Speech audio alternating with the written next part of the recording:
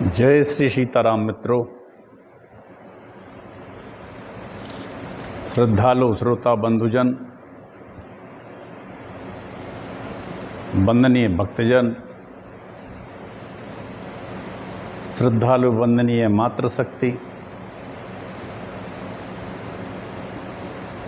संपूर्ण देश की जनशक्ति, सभी को मेरा प्रणाम नतमस्तक। मैं टीकमगढ़ मध्य प्रदेश से डॉक्टर राजेंद्र मिश्रा श्रीमद् देवी भागवत को कह रहा हूँ। यह कथा व्यास जी ने जन्मेजय से कही, जो परीक्षित के पुत्र थे, और सूत जी ने इसको नैमिषारण्य तीर्थ में हजारों मुनियों के बीच में कहा है। मित्रों, बड़ी खुशी और प्रेम के साथ मैं कहना चाहता हूँ कि 7 स्कंद मेरे इसके श्रीमद् देवी भागवत के पूरे हो गए। आज 8वां स्कंद शुरू हो रहा है। आप लोग सुनिए। ये देवी भागवत कोई साधारण पुराण नहीं है, असाधारण पुराण है। इससे आप जितना लाभ उठा सकें इस पुराण से उतना उठा सकते हैं, क्योंकि इसमें ब्रह्म से साक्षात्कार करने की विधि भी है और वो आप सब कर सकते हैं। मैंने अभी कहा है 7वें अध्याय एक ऐसा अध्याय कि आप लोग उसको चाहें तो पढ़ सकते हैं, और नहीं पढ़ सकते हो तो आप इसको मेरी इस वीडियो को निरंतर सुनिए। और बड़ा भी हो सकता था वो, लेकिन अभी हमने इतना ही कहा, क्योंकि पूरी योग विज्ञान है इसमें। कुंडलिनी योग उपनिषद है, वेदों में भी योग है, और श्रीमद् देवी भागवत में तो भगवती ने स्वयं अपने श्रीमुख से ही योग की व्याख्या कर दी। योगस्थ पुरुष की क्या कहना, जीवन का पूरा लक्ष्य इसी में पूरा हो जाता है। हम करोड़ों जन्मों से जन्म ले रहे हैं और मर रहे हैं, और जन्म लेते रहेंगे और मरते रहेंगे। अनेकों जन्मों में आएंगे, अनेकों जन्मों में हम उन जन्मों की प्रकृति को भोग के फिर आगे बढ़ेंगे।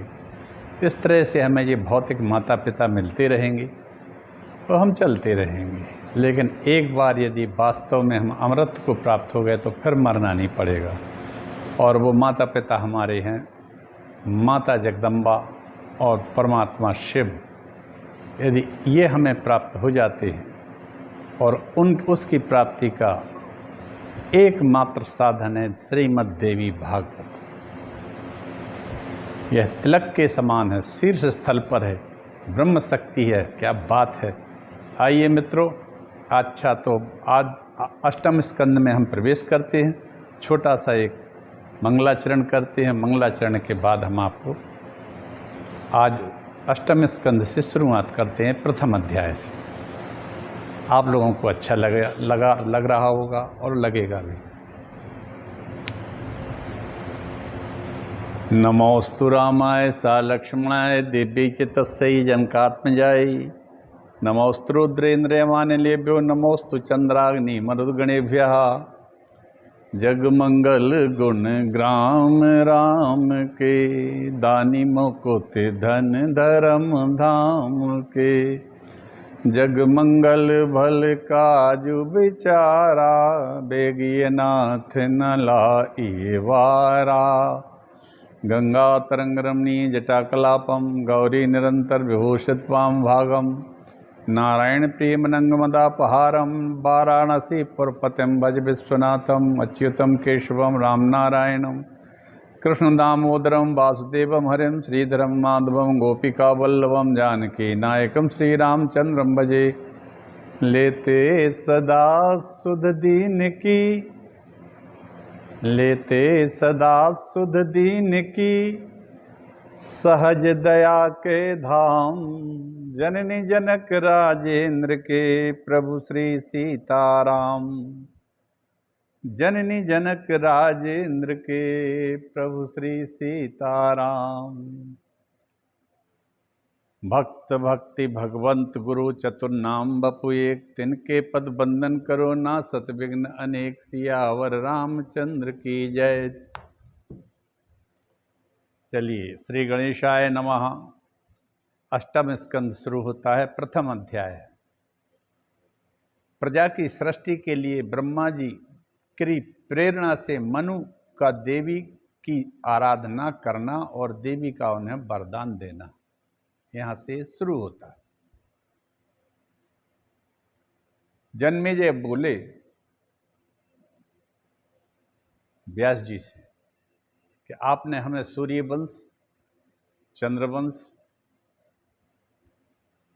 के राजाओं का, उनकी उत्तम कथाओं का, चरित्रों का वर्णन किया और महायोग का वर्णन किया, जो हमने सुना, समझा और ग्रहण किया। अब हमें जिस ध्यान से उन भगवती के सूक्ष्म स्वरूप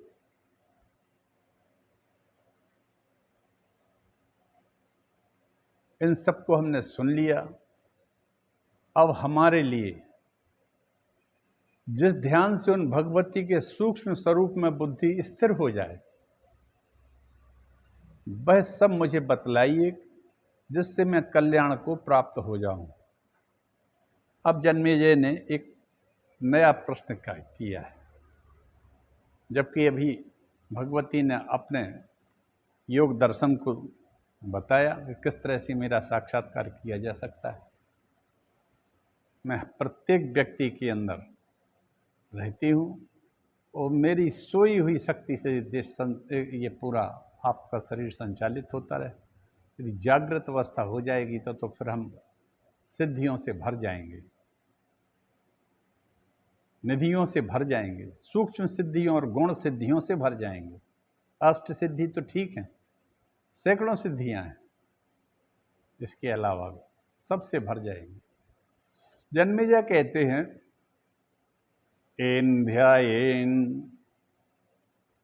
ध्यानेन तत्सूक्ष्मे स्वरूपे स्यान्मतिर्गति तत्सर्वं बद विप्रर्षे येन श्रेयो अहमाप्नुयाम।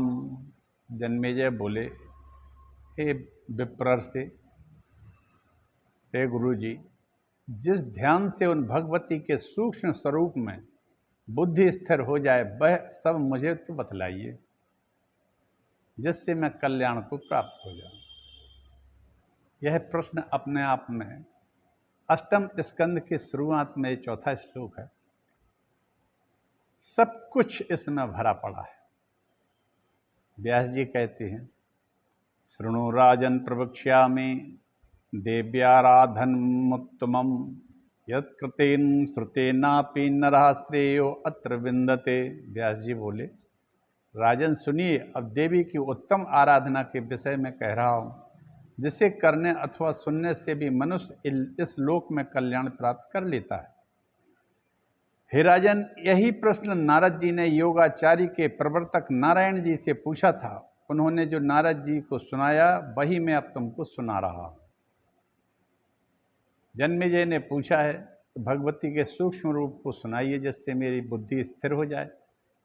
व्यास जी कहते हैं, यह प्रश्न नारद जी ने नारायण से कहा था। नारायण भगवान तो विष्णु ही हैं और विष्णु की माया ही ये ब्रह्म शक्ति है, और नारायण तो भगवान योग के प्रवर्तक ही हैं, सब कुछ हैं। तो उन्होंने सिखाया जो नारद जी को, वो अब मैं तुम्हें बताता हूँ। देव देव महादेव पुराण पुरुषोत्तम जगदाधार सर्वज्ञ अश्लाघनीयोरु सद्गुण जगतस्तत्त्वमाद्यम यतन्मे बद यथेप्सितम जायते कुत एवेदम कुतश्चेदम प्रतिष्ठितम कुतो अंतम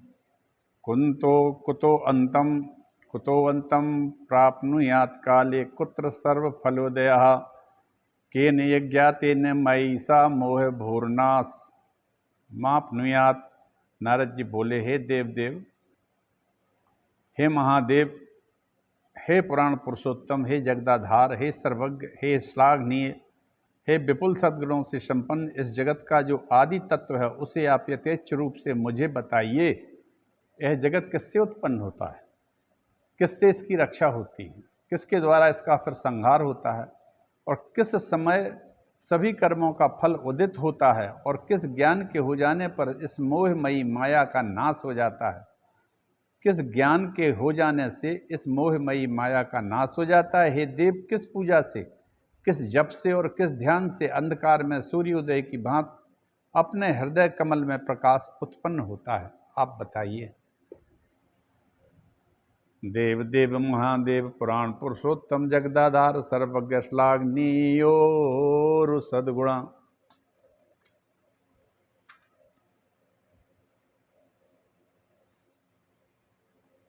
नारायण जी कहते हैं, तस्याः स्वरूपम वक्ष्यामि देव्या सिद्धर्षि पूजितम अस्मर्ताम सर्व पापग्नम कामदम मोक्षदम तथा मनु स्वयंभुव अस्त्वाद्य पद्मपुत्र प्रतापवान सतरूपापति श्रीमान सर्व मनवंतराधिपः। श्री नारायण बोले, अब मैं भगवती के सिद्ध ऋषि पूजित स्वरूप का वर्णन करूंगा। नारायण बोले, अब मैं भगवती के सिद्ध ऋषि पूजित स्वरूप का वर्णन करूंगा, जो स्मरण करने वाले के सभी पापों का नाश करने वाला तथा मोक्ष प्रदान करने वाला है। ऐसा नारायण जी ने कहा। अब मैं भगवती के सिद्ध और ऋषि पूजित स्वरूप का वर्णन करूंगा।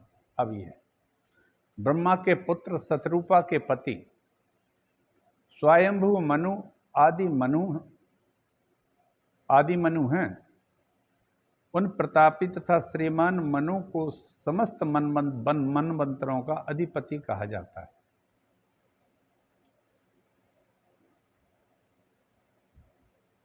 समस्त मनवंतरों का अधिपति स्वयंभू मनु को कहा जाता है। एक समय ब्रह्मा ने मनु महाराज से कहा, हे पुत्र, प्रजा सृष्टि के कार्य के सिद्ध करने के निमित्त तुमको मां भगवती की आराधना करनी चाहिए। ब्रह्मा जी के ऐसा कहने पर ऐश्वर्यशाली स्वयंभू मनु अपनी तपस्या से जगत की योनि रूपा भगवती को प्रसन्न करने को उनकी स्तुति करने लगे।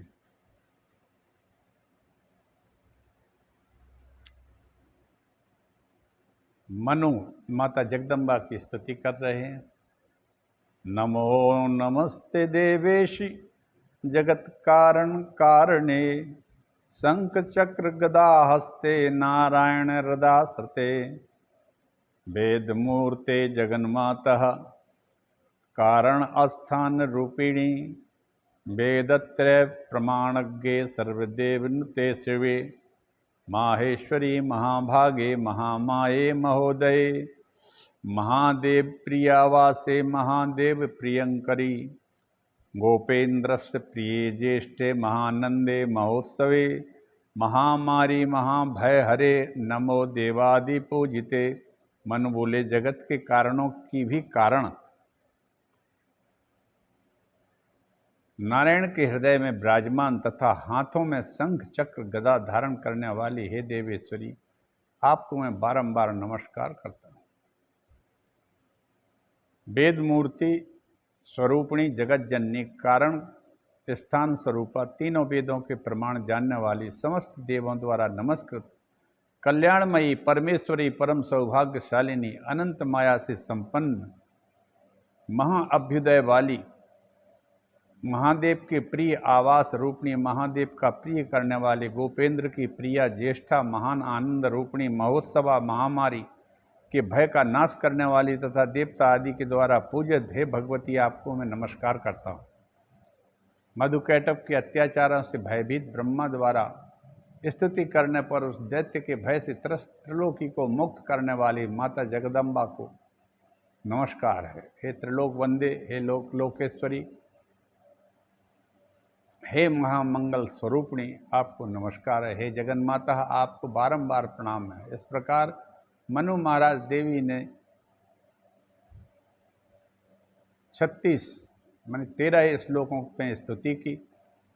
स्तुति से प्रसन्न होकर देवी कहने लगी, देव्युवाचो प्रजा सर्गा प्रभवस्तु ममानुग्रहतः किल निर्विघ्नेन च राजेन्द्र वृद्धश्चाप्युत्तरोत्तरम् या कश्चित् पठते अस्तोत्रं मद्भक्त्या त्वत्कृतं सदा तेषां विद्या प्रजा सिद्धि कीर्तिः कान्त्युदयः खलु जायन्ते धन धान्यानि शक्तिर्प्रहता प्रणाम सर्वत्र विजयो राजेंद्र सुखम शत्रु परीक्षया। हे राजेंद्र, मेरे अनुग्रह से प्रजा सृष्टि अवश्य उत्पन्न संपन्न होगी और निर्विघ्नता पूर्वक निरंतर उसकी वृद्धि भी होती रहेगी। जो कोई भी मनुष्य मेरी भक्ति से युक्त होकर आपके द्वारा की गई इस स्तुति का पाठ भी करेगा, उसकी विद्या संतान सुख कीर्ति बढ़ेगी, कांति का उदय होगा, धन धान्य निरंतर बढ़ते रहेंगे। हे राजन, उन मनुष्यों की शक्ति कभी निष्फल नहीं होगी, सर्वत्र उनकी विजय होगी, उनके शत्रुओं का नाश होगा और वे सदा सुखी रहेंगे। इस प्रकार से स्वयंभू मनु को वरदान देकर के उनके देखते देखते भगवती अंतर्ध्यान हो गई। इस तरह से स्वयंभू मनु को वरदान दिया माता पार्वती ने, जगदम्बा ने, और उन्होंने वरदान दिया कि सृष्टि की संरचना हो गई।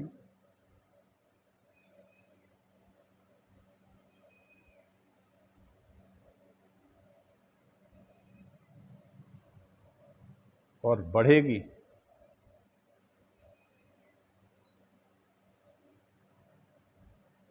इस तरह से आज अष्टम स्कंद शुरू हो गया है।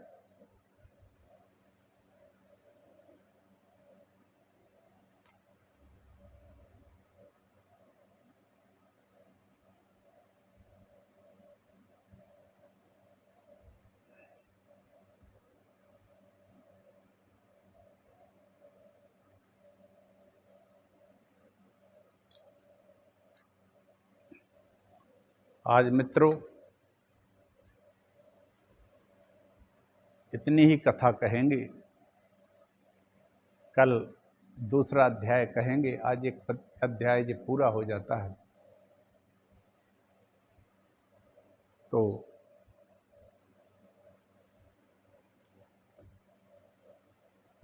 नारायण कहते हैं, ब्रह्मा जी के पुत्र स्वयंभू मनु को इस प्रकार के वरदान देकर बुद्धिमान मनु के देखते देखते भगवती अंतर्ध्यान हो गई।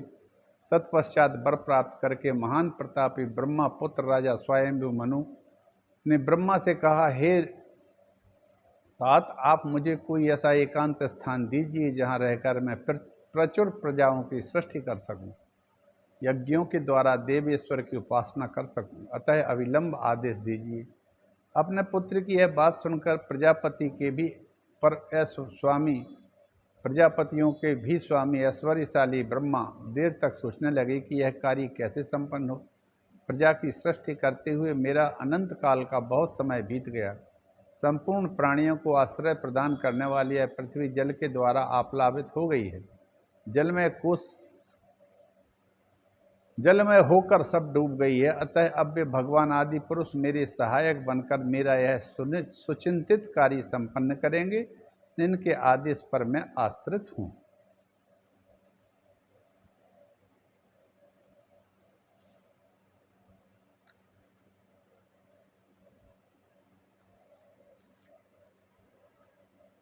कल द्वितीय अध्याय की कथा कहेंगे। सृष्टि काय पे होगी, सूखी पृथ्वी पर ही होगी ना। और पृथ्वी जो है ये जलमय थी, जल में डूबी हुई थी पूरी तरह, सर्वत्र जल ही जल था। इसलिए आगे बराह भगवान की कथा होगी कल, सुनिए और भगवती के उस सूक्ष्म तत्व को ध्यान में रखकर सुनिए, जो आप सबके हृदय कमल में चेतना के रूप में विद्यमान है। योग के रूप में वो कुंडलिनी शक्ति के रूप में विद्यमान रहती है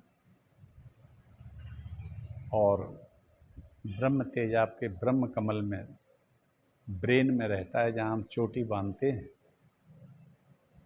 और बीच में हमारे षट चक्र तो क्या 12 चक्र हैं, उनको कोशिश करिए कि भावना मात्र गम्याम, निरंतर भावना करें कि हमारी शक्ति का संचालन ऊर्ध्व गति को हो रहा है। क्या ठिकाना, भगवती की कृपा हो जाए, कल्याण हो जाए। यही हमारे पुराण कहने का मुख्य उद्देश्य है। मित्र, इसी के साथ मैं आप सबसे प्रणाम करता हूँ। प्रेम से बोलिए हर हर महादेव।